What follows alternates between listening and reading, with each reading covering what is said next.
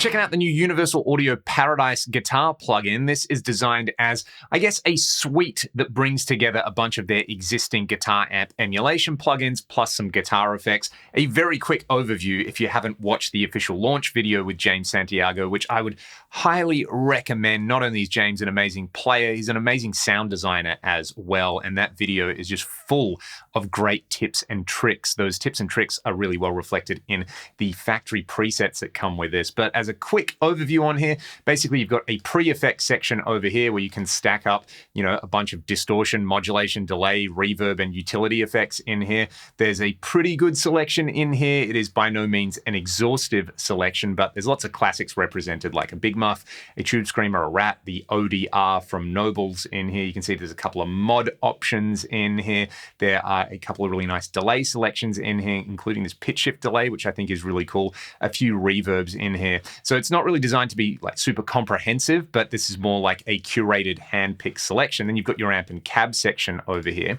So you can select between a bunch of different amps in here. What do we have? 6, I think. So you've got the Lion, which does the Marshall style stuff, the Woodrow for the tweed things, the Showtime for the clean cleans, the Dream for the chimey cleans, the Enigmatic, which is the Dumble, and then the Ruby, which is the AC30. You can then pair these up with any of the cabs from those different sims. So like if you just had the Lion plugin, you're not able to say pair the Lion amp sim with say the 2x12 Green Ace or the Blue Vintage from the Ruby in there, but you can do that in here. So that's pretty cool. Then you've got your post effects section, so you can stack a bunch of the other effects in here. I kind of really like the way this is laid out in terms of here's your amp section, here's your pre-effects, and when you click over here, rather than just tweaking one effect, it's like a little virtual pedal board over here. So let's say I wanted to just show you, I want to add a phaser to this preset in here. Let's go for the orange phaser. I will select that one, and then I can set it up on vintage mode with a low speed. I've got the gold OD in here. I've got the Ruby set up for the core tone in here, and then I've got some studio EQ, a little bit of micro shift, some digital delay, and the 224 style reverb. So let's hear it with just the amp, cab, and reverb in there. We'll go on the next single coil of this circuit.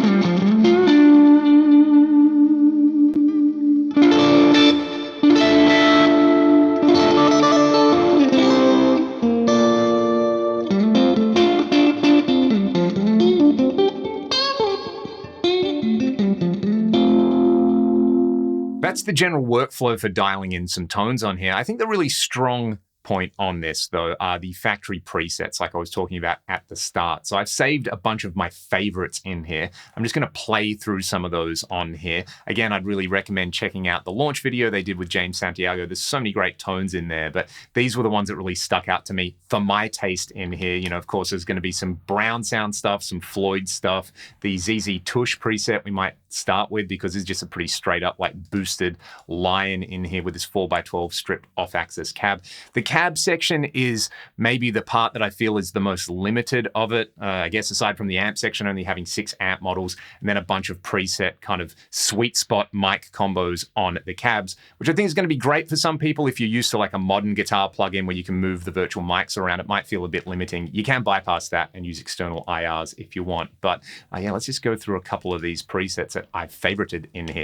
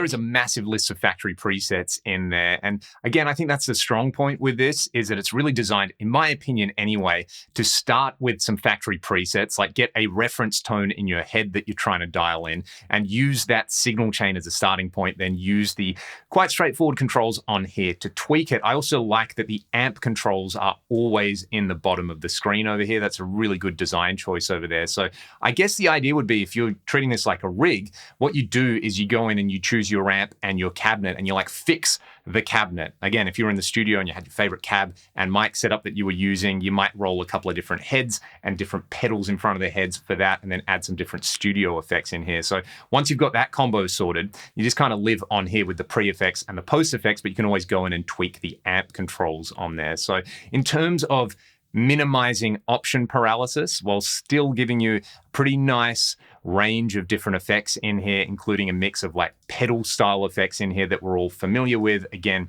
with this preset in here, let's say that I wanted to go in and add a brigade chorus in front of it. There we go. I've done it, and I can come in here and tweak it. I might just bring the intensity down. And let's say I wanted to add a studio style reverb on the end here. We could do that as well. I've already got the comp and the channel strip EQ on there.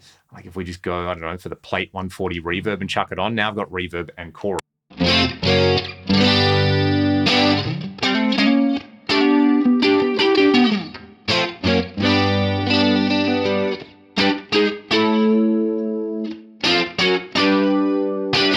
So in terms of actually using the plugin, I'm a big fan of the way it is laid out. If I had criticisms of it, it's got to be with this amp selection in here.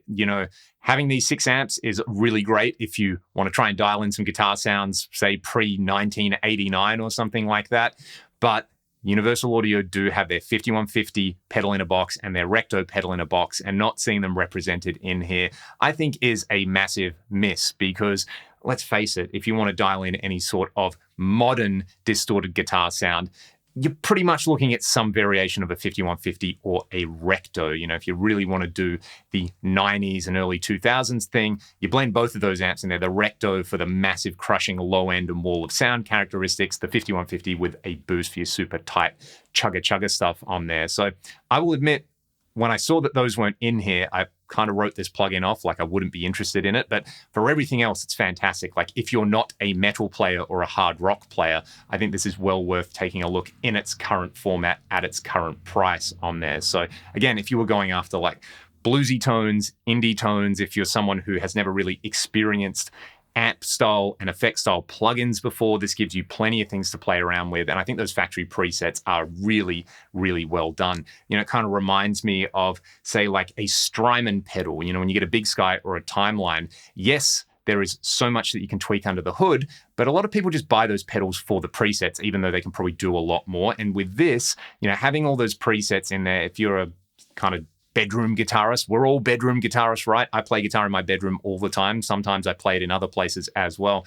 But if you're someone who's maybe a little less experienced with modeling, you can just go through those presets, and there are so many kind of sound-alike classic tones in there using this, let's say, limited palette of amp and cab tones in here. I think it does go to show that you can do a lot with maybe not as much in there. But yeah, look, if I had to have a criticism, not having the 5150 and the Recto in there is a massive miss. I can understand that if you're, let's say, a more Chungus inclined player, you would just pass over this. But at the same time, there are so many amp style simulator plugins out there that cater to those tones. The Mercurial stuff, the Neural DSP stuff, the STL tones. Tone X has so many high gain captures in there. So the other thing that I think would be awesome in here, because it is like an integrated suite, would be a simple IR loader. And, I'm going to complain about this, but I also know Universal Audio are probably never going to add that in there. I don't know, prove me wrong, Universal Audio, if you're watching this in any way. A simple IR loader in here would be great, because, stuff that I like to do is like grab the Brown sound style thing in here. I like a bit of micro pitch in here, a bit of studio EQ for the high and low cut. Actually, I might just turn that off. I'll leave the micro pitch on. You really don't need much blend with this micro pitch. A nice stereo delay in there. And, I think this sounds good in its stock state.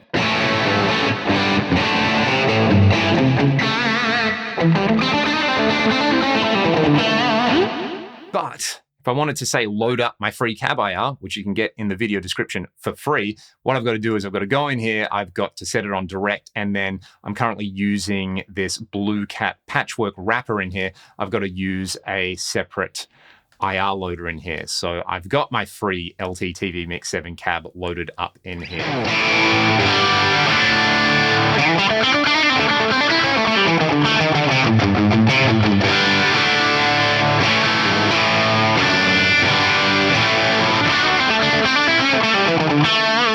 Having my own custom IR really makes me feel at home. And if I'm being honest, that's what I want to use most of the time. And again, I get it. The built-in cab selection is limited on purpose. It's presented for players who probably don't want to go down the IR rabbit hole, but having gone down the IR rabbit hole and come out the other side, maybe slightly scathed, but still with something resembling my ears intact, just having a simple IR loader in there would be so handy. Adding the 5150 and the Recto, I really, really wish and I really hope that they do that in the future, but I get the feeling that they'll probably just release those with some, non-Paradise related amp suite in there. But as it is, I think, again, if you're not a metal player, this is a pretty solid plugin. If you can get it for the upgrade price or with a coupon at the moment, there's definitely a lot of value in just having those presets in there as a curated selection. I think the amp models and the effect models sound really good and they're really usable. Is it a game changer? Well, I don't know. You guys let me know. What is a game changer anymore?